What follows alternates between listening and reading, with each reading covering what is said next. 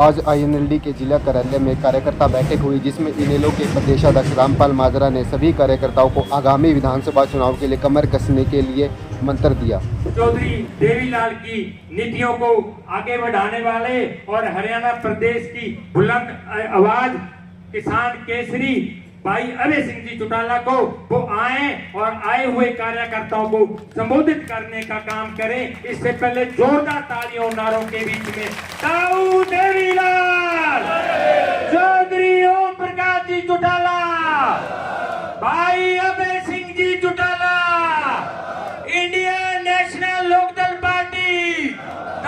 कार्यकर्ता दोस्तों मित्रों, सर्वप्रथम तो कड़कती इस गर्मी में आप इतनी तादाद में आए, मैं सिरसा जिला के कार्यकर्ताओं को बहुत बधाई देता हूं। ये ठीक है, लोकसभा के चुनाव में हमें जितनी आशा थी उसके मुताबिक सफलता नहीं मिली, परंतु लोकसभा के चुनाव के दूरगामी परिणाम होंगे। सर्वप्रथम तो ये परिणाम है कि साथियों, चाहे वो भारतीय जनता पार्टी का कोई भी उम्मीदवार खड़ा था, उसने अपनी पार्टी से शिकायत की कि बहुत से नेताओं ने उसका सपोर्ट नहीं किया, और चाहे कांग्रेस का खड़ा था, उसने कांग्रेस पार्टी के नेताओं की शिकायत करी कि इन्होंने मेरा साथ नहीं दिया, मेरा विरोध किया। परंतु इंडियन नेशनल लोकदल पार्टी के हरियाणा प्रदेश के कार्यकर्ताओं में कहीं पे भी कोई शिकायत नहीं मिली, बल्कि ये कहा कि एकजुट होकर साथ और समर्थन अपने उम्मीदवार का किया, और उसके लिए भी आप सब बधाई के पात्र हैं। इसके दूरगामी परिणाम मैं इसलिए कह रहा हूं कि 2018 में आपको याद होगा, जब 2002 में सुप्रीम कोर्ट का फैसला एसवाईएल का हमारे हक में आया, एमएसपी मिला ना, स्वामीनाथन योग की रिपोर्ट मिल सकी ना, 2022 में आमदनी दोगुनी हो सकी ना, ट्यूबवेल के कनेक्शन मिल सके, और किसान दुखी था, पीड़ित था। किस प्रकार से उनके ऊपर 3 काले कानून थोप दिए गए थे। उन्होंने लड़ाई लड़ी, 380 दिन तक दिल्ली के चारों तरफ धरना दे के बैठे रहे, 700 से ज्यादा जानें चली गई थी।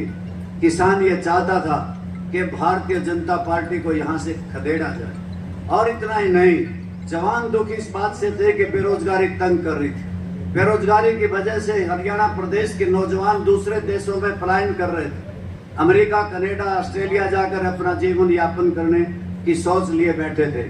साथियों, इतना ही नहीं कि हरियाणा प्रदेश की सारी जनता दुखी थी, क्योंकि महंगाई काट के खा रही थी। चाहे रोड़ी, बजरी, सीमेंट, सरिया, लोहा सब महंगा हो रहा था, पेट्रोल, डीजल, रसोई गैस महंगी हो रही थी। हरियाणा प्रदेश की क्या स्थिति करके गए, जिस हरियाणा प्रदेश को चौधरी देवीलाल जैसे जननायक ने अपने प्रयासों से इसलिए बढ़ाया था कि मेरा हरियाणा हंसता खेलता हुआ आगे बढ़ता हुआ होना चाहिए।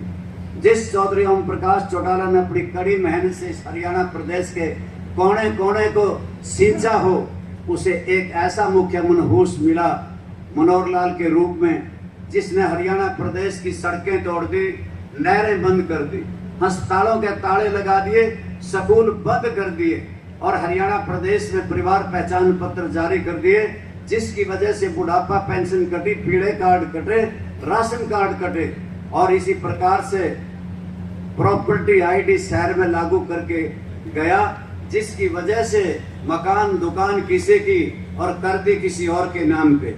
साथियों, आपकी कड़ी मेहनत से, किसान और मजदूर, व्यापारी और कर्मचारी की कड़ी मेहनत से हमारे रेलवे स्टेशन बने थे, हवाई अड्डे बने थे, बंदरगाहें बनी थी, बीमा कंपनियां खड़ी हुई थी, सबको अडानी और अंबानी के हवाले करके बेच के गए।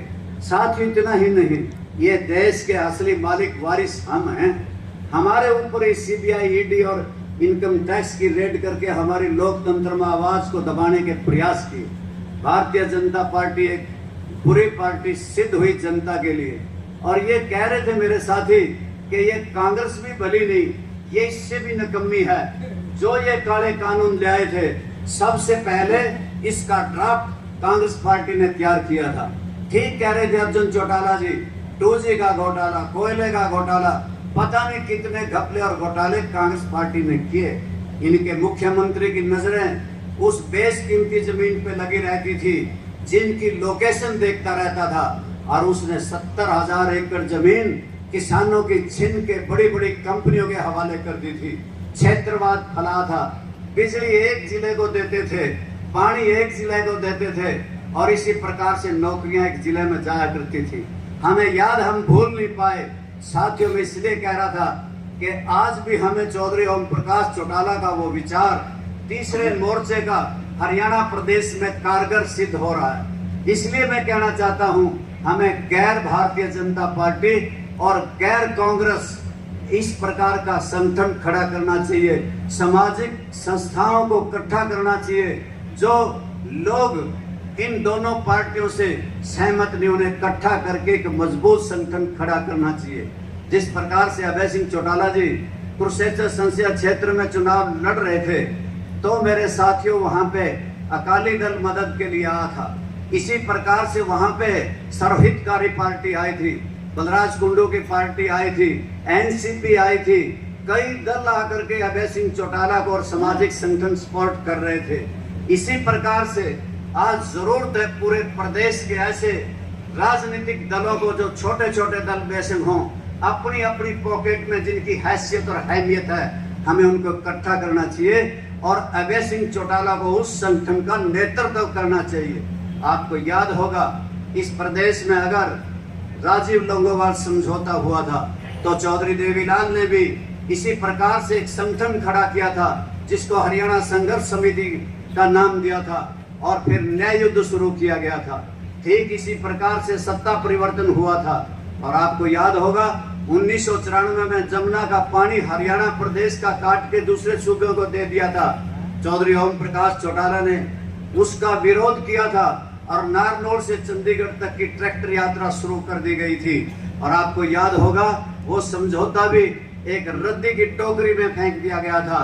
अभय सिंह चौटाला ने भी जेल भरो आंदोलन शुरू किया कि SYL का पानी लाना होगा, और लाने के लिए लड़ाई लड़ी थी। बहुत नजदीक थे, परंतु कुछ लोगों के पेट में मरोड़ लगी और हमारी पार्टी को इसी प्रकार से तोड़ दिया गया था।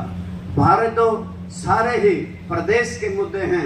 आज हमारे पास इस मुद्दा है जहां SYL के पानी का है, अलग से हरियाणा का हाई कोर्ट का है, हमारे पास लड़ाई लड़ने के लिए अलग से राजधानी का है, गरीब को छत देने का है, नौजवान को रोजगार और बेरोजगारी भत्ता देने का है, बुढ़ापा पेंशन बढ़ाने का है। हमारे पास अनेकों मुद्दे हैं साथियों, इसलिए हमने हरियाणा प्रदेश के मुद्दों को लेकर के लड़ाई लड़नी चाहिए।